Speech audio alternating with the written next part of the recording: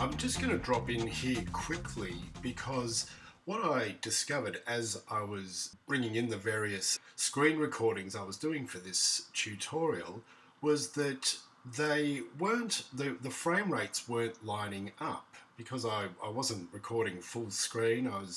I just set different sizes for the different recordings, and what subsequently ended up happening was that they were imported into DaVinci, the frame rates were different and the audio and the vision were out of sync.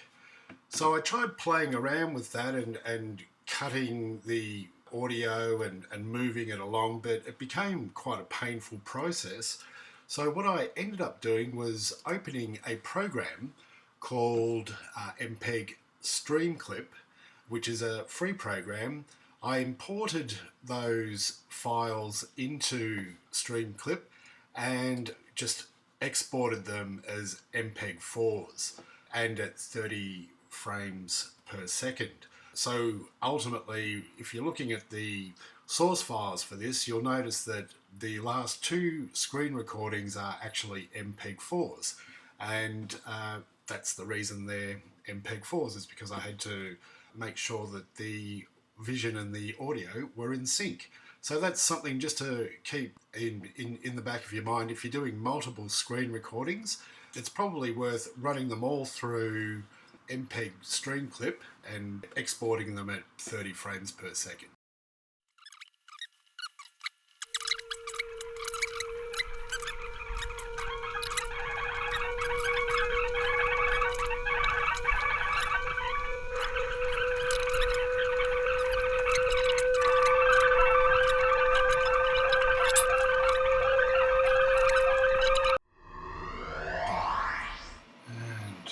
Like the width that we want. So what we'll do is we'll just go to the top. So I'll just shrink that. Take us to the top. Now, we'll let our position keyframe in there. Go to the end. And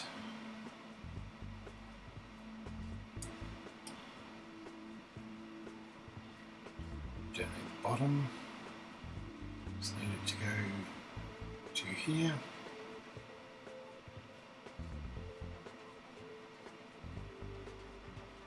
Line that up. Okay, there's our end.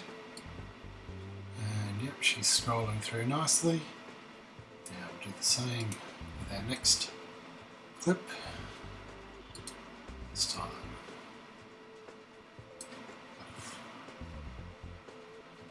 See if I can Control Z that. Yep. Now we'll try and bring it up uniformly. Okay. And this is a lot shorter than this particular screenshot.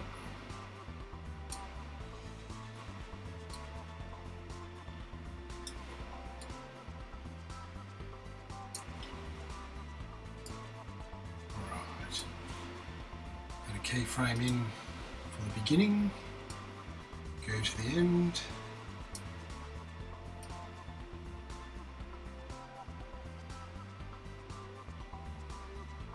and drop that in there.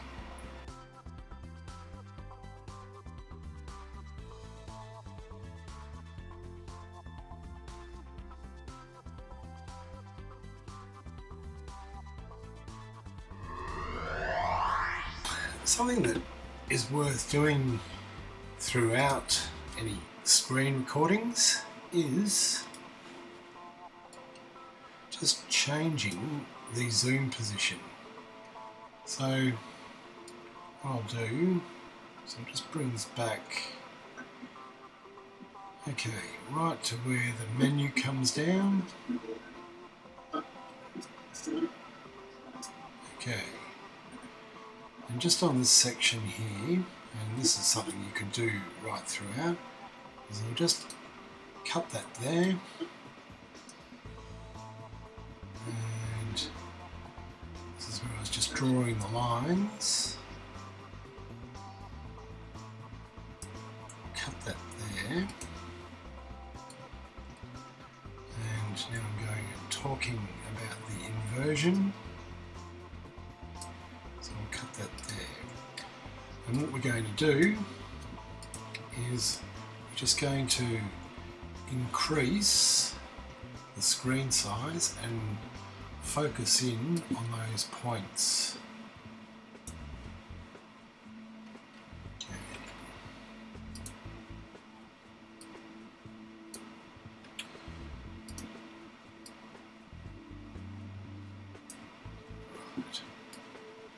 Bring this down, just line that at the top. So what we'll have, just do a little cross dissolve on this. Once again, go to nodes, add a serial mode, right mouse click, add. Okay, so we've got that first one in. What I'll do is I'll just add another cut point here. And on this next section, just drag this across so that we focus on this area.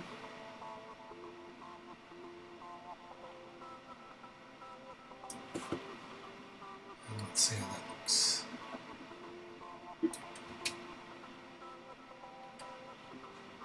Add a serial mode,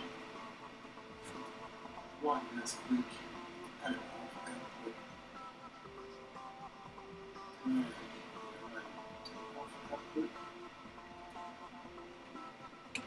Okay, and that's where we're at. So what we can do, we'll see how we've got those both lined up. We can make that out coming out. And there we have. So that's just a little example of how just to zoom in on particular parts of a screen recording, and there we have it. Right, that is huge. That's quite a lot that we've done. Now we're ready to export our movie. As mentioned earlier, we can do a custom export. We can export for YouTube, Vimeo, Final Cut and Premiere. What I'm going to do here is just export for YouTube. I'm going to give it a, let's see, just call this YouTube export. Okay, that all looks pretty good. Just check the video here. 1280 by 720. I might sort of bring that back down here to sort of like a widescreen. So we get a widescreen effect here. And okay. So just go through your parameters there, and once you're ready, click add to render queue, and then you simply click start render. And I'll let that do that, and what you'll be watching is the end result. Thanks very much for having a look at this, and hope you get a lot of use out of DaVinci.